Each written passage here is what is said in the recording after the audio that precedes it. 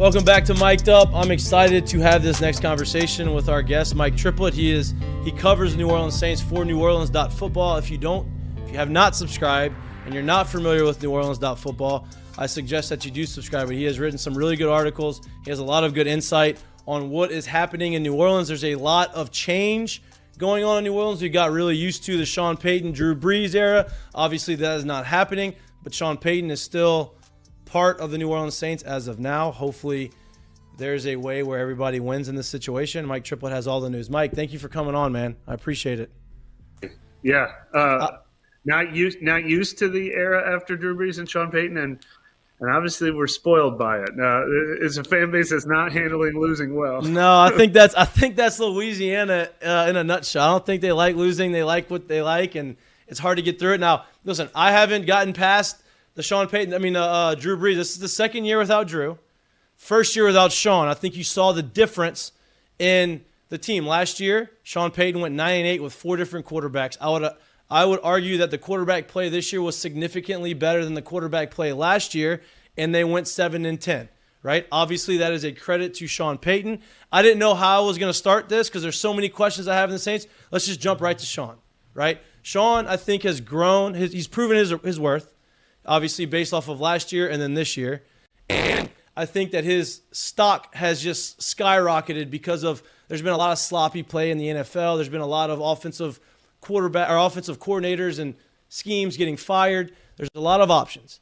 He's the biggest asset the Saints have. What are you hearing? Give me all of the details, and please tell me that we're going to get some first-round picks to help us get a quarterback.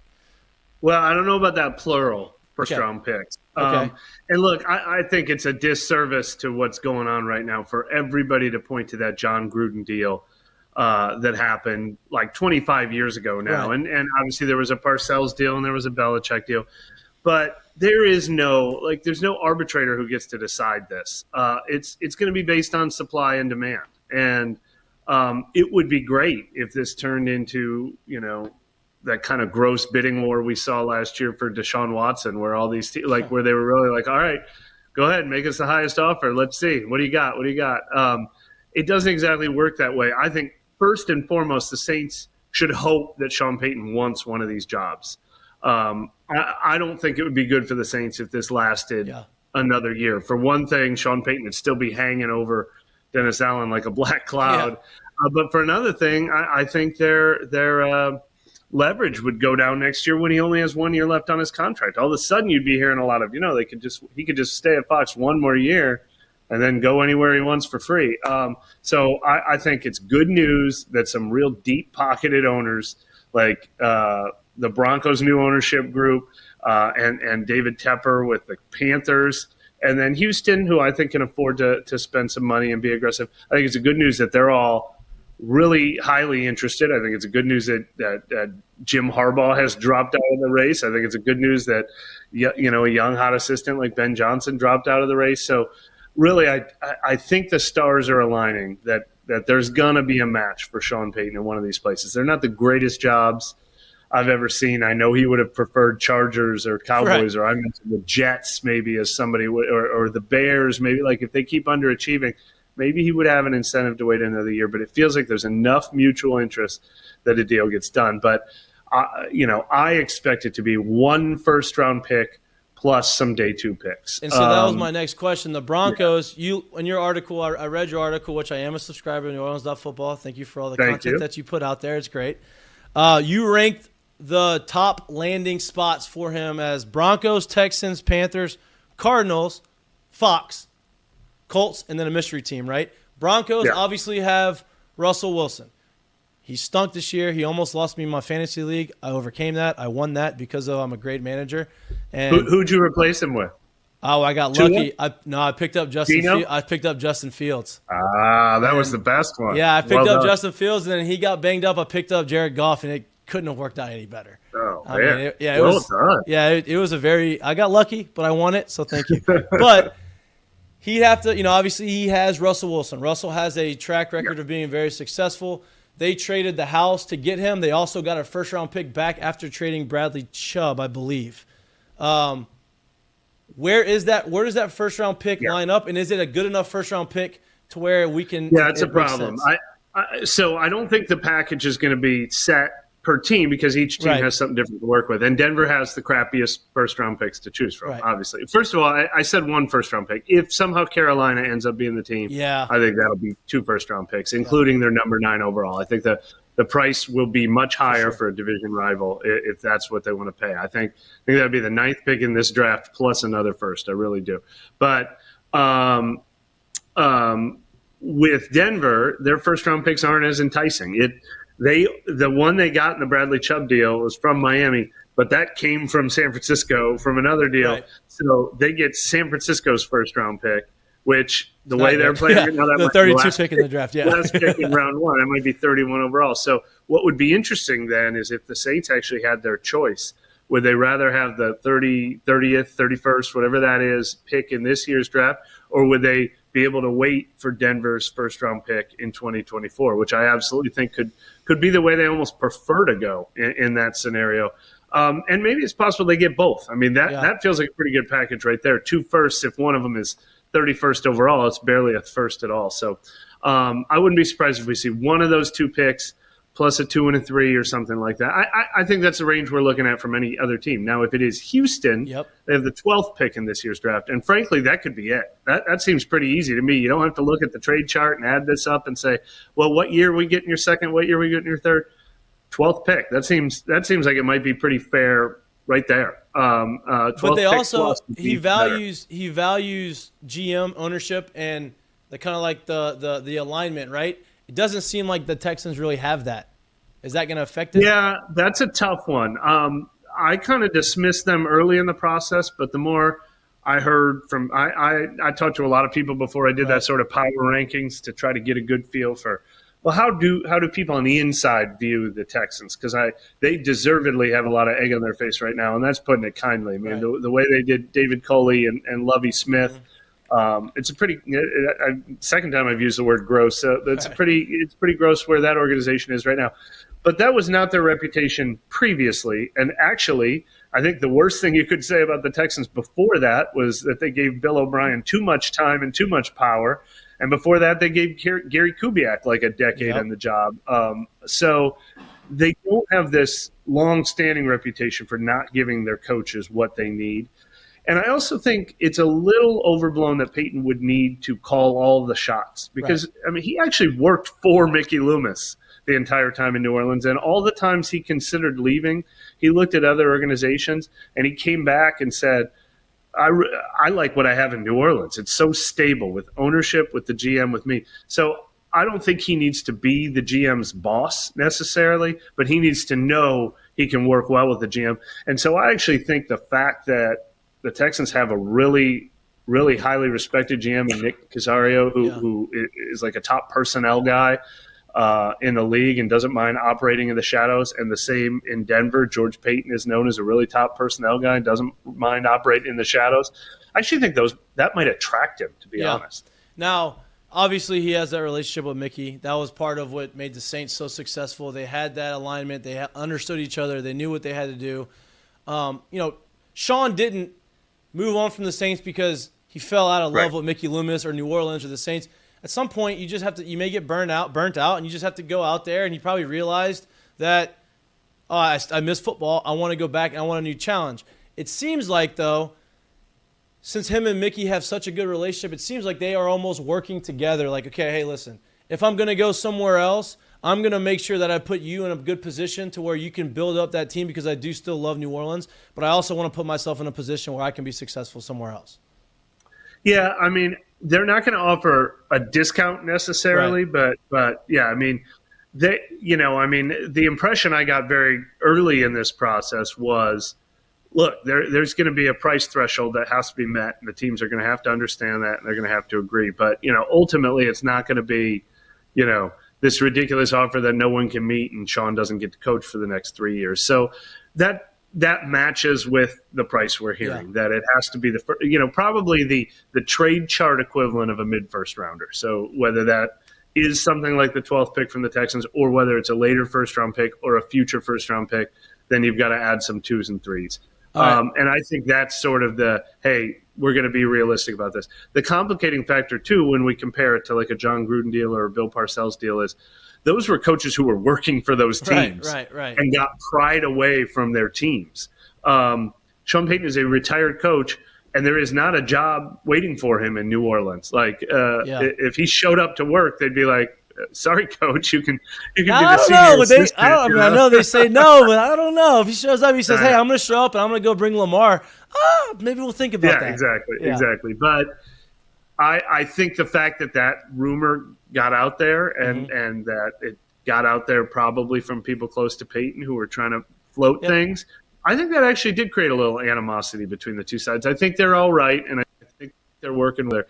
But if Sean was going to get a discount, I think he lost his discount when he started breathing that heat on Dennis Allen. All right, so I'm going to give you just a couple follow-up questions on Sean Payton before we actually move to the Saints and the current roster that they have and how they're going to get through that.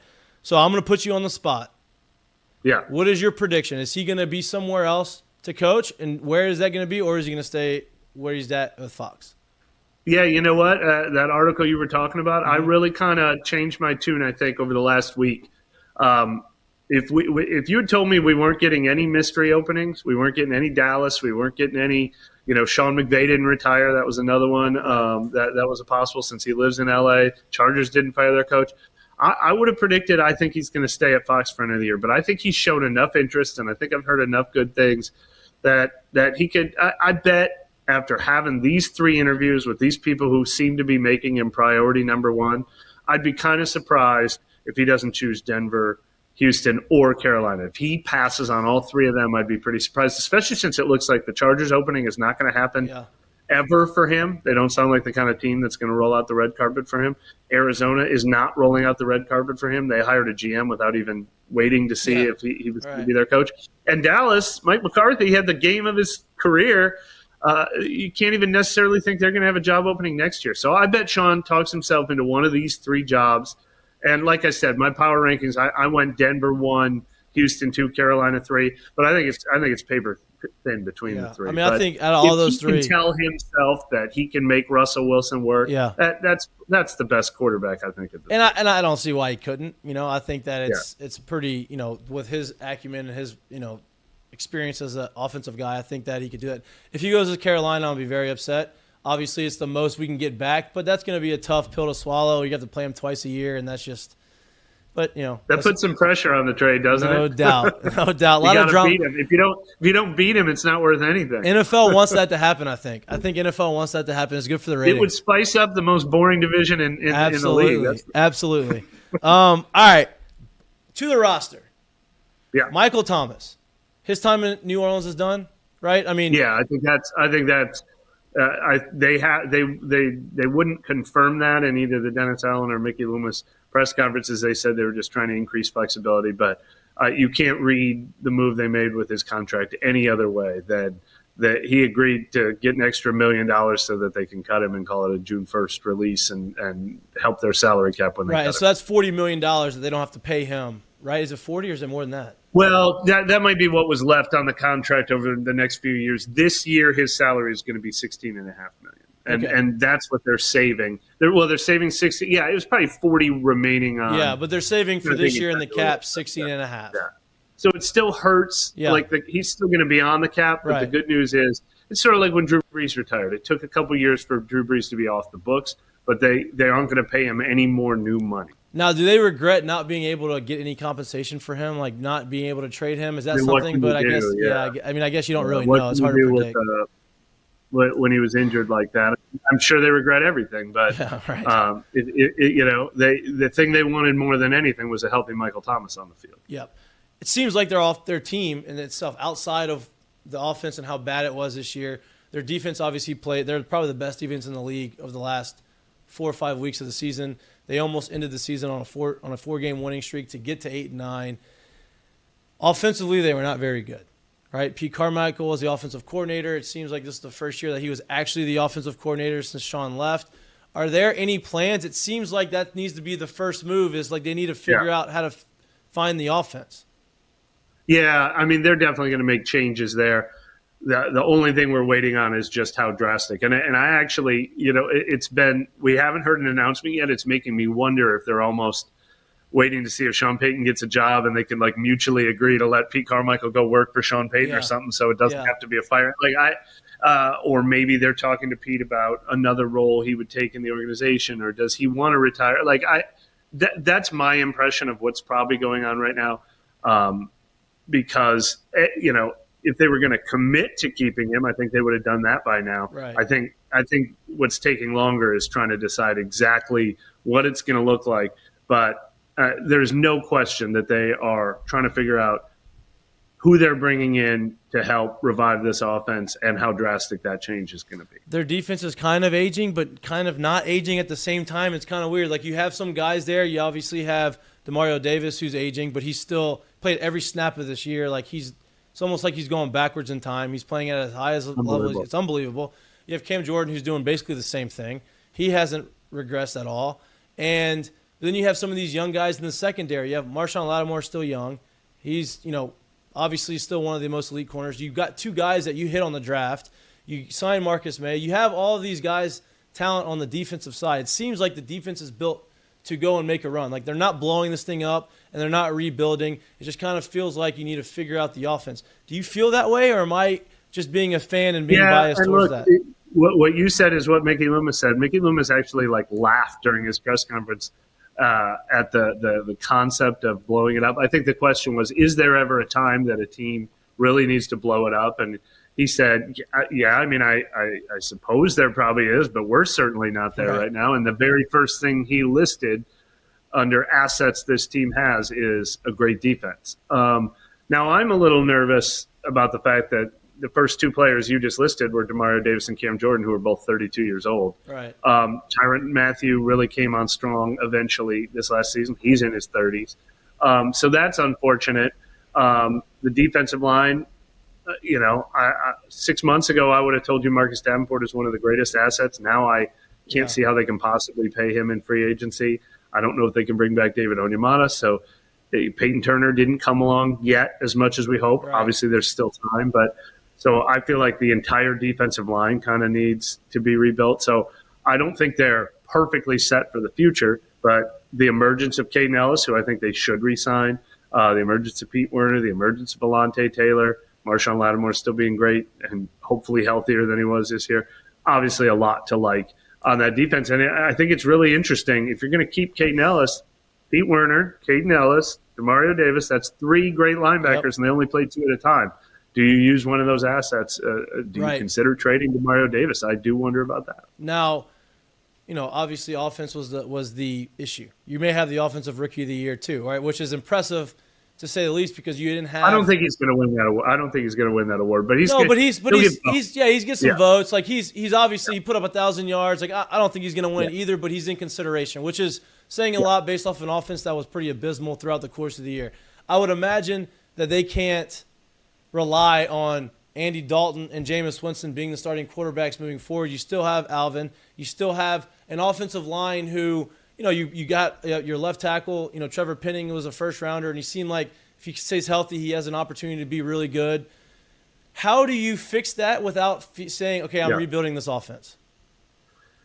Well, funny enough, I feel like, there's enough pieces in place on the offense that it doesn't need a total rebuild outside of the most important position. Look, you do need to add a receiver and Dennis Allen very specifically. Nick Underhill just wrote about that on our site today. A contested catch receiver. Yeah. I mean, Michael Thomas would be perfect, unfortunately. right. But you love Chris Olave, you love Rashid Shaheed, you love Jawan Johnson, the way they developed. If you add maybe what Jarvis Landry should have been this year, what Michael Thomas should have been this year. That's really the missing piece. The guy that, it's third and short. We got to throw to somebody who's not going to drop this ball no matter who's covering him. Right. That's what they're missing there. They need to add to the running back room. And I think the draft would be ideal for that, because it'd be great if it's somebody that can complement Alvin Kamara and then ultimately replace Alvin Kamara in the very near future, not to mention the suspension he could be facing this year. But obviously, quarterback. Quarterback is the number one thing this team needs. Are they going to look at the draft? Or are they going to go and try to find free agency? Ideally the draft, but I don't think they can get anywhere near the top 3 guys. And so then you don't have a sure thing if you're not getting one of the top 3 guys. The top 3 guys won't be sure things, but so I don't know for sure what that looks like. Do they look for a young guy from another team? Jordan Love, Tyler Huntley, Mac Jones. I don't know for sure, but I think Andy Dalton could be back if he's being paired with the young developmental guy. Or maybe they're like, this is everything to us. Maybe they do get in the Derek Carr market. I mean, we saw him get in the Deshaun Watson. That's the rumor, right? That's the rumor about Derek Carr. Like, is he? I feel like he'll cost more than he should in the combination of salary and draft picks. But until this team has its quarterback, none of these other conversations really matter. Yeah, man, I appreciate your time. Just a couple more questions. I don't have Lloyd's not here today. Jay Mitchell tonight, so you just get me. You just get my questions, which is good because this is what would they ask? What would they be dying to know? Jared would ask you some good like football questions, right? Because he was a football player. He can get you kind of there. Lloyd, probably a good thing that he's not here because I don't know what would come out of his mouth. But when do you guess or when do you think that some of these decisions will be made? Do you think it's going to be in the next couple of weeks, or do you think it's going to like kind of drag on a little bit longer than that?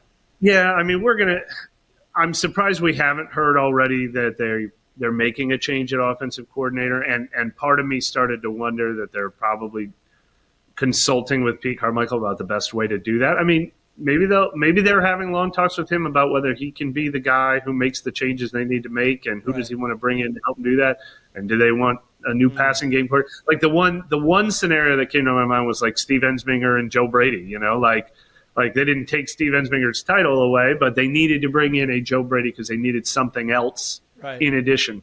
I imagine that'll come in the Joe form Brady? Of well, he's one of the possibilities. So I imagine we're going to start hearing soon that they're interviewing offensive coordinator candidates, because that's also the best way to get the best possible candidate is to give them the whole keys to the car. So I imagine that is a move that should happen shortly, and if it is dragging on, maybe it's to find a mutual arrangement with Pete Carmichael. Maybe Pete could join Sean Payton's staff. Like I said, I don't know that for sure, but I think we're going to hear that. I've been expecting to hear that any minute now. Problem is there's so many offensive coordinators out there, so it's going to be a competitive market. That's also an issue. Right. A lot of teams are switching right now, and a lot of teams are about to hire head coaches who are going to be hiring coordinators. So, and unfortunately, the Saints is not the most attractive job for that for a couple of reasons. They don't have a quarterback. Their head coach is known to be on the hot seat. The Los Angeles Chargers, who just fired Joe Lombardi, they get first choice. Right. Everybody wants to work with Justin Herbert, No doubt. So that'll be tough. But the next move I think we'll hear about probably way ahead of time is maybe a parting of ways with Jameis Winston to let him get out there sooner and try to find a new home. That seems inevitable. If they never turned back to him this last year, I can't imagine they'll suddenly turn back to him this year. I think both sides will probably want to change the scenery there. But then everything else won't happen right up until March 15th, which is the start of the new league year. That's when they have to have all their cap moves done by, and that's when they're going to have to acquire their new quarterback. What happened? I take this back. Derek Carr could happen fast. If a team is going to trade for him, they have to do that within the first week after the Super Bowl, unless he agrees to move some deadlines around. Now, if they don't trade for him, are they going to cut him? I think if they cut him at that point, I bet he does get cut, and then he becomes a free agent. Like the only way he'll waive his no trade clause is if they agree to send him to the right team, and I think the only way a team trades for him is if the Raiders agree to pay part of his salary. So I wouldn't be surprised at all if he ends up getting cut. Well, if he gets cut, maybe that gives the Saints an opportunity to get him. I don't know if I don't even know if I'd rather. He's better. He's an upgrade than what we have. I just don't know. I've seen him be good. I've seen him be bad. Who knows? I don't know. He's got that position can ruin franchises, man. There's never an easy answer. I don't think the Saints. This is my personal opinion. I don't think they're as far off. The division is not as strong as it has been in the past. It's probably the weakest division right now. Now, if Sean goes to Carolina, that obviously changes things. I don't know. We'll see what happens, but whatever happens, hopefully the offense is a little bit more exciting and the defense stays intact and they compete for a playoff spot. That's what you can hope for right now, and you just never know. Mike, dude, I appreciate your time. I kept you a little longer than I wanted to. I'm sorry. I appreciate your generosity, No, your it's all right. time, and your knowledge. Hopefully we can have you on more frequently. And if something crazy happens, you maybe get another text message from me to get you back on here. All right, man. All Thanks right, for man. the I support. appreciate it. Have a good one.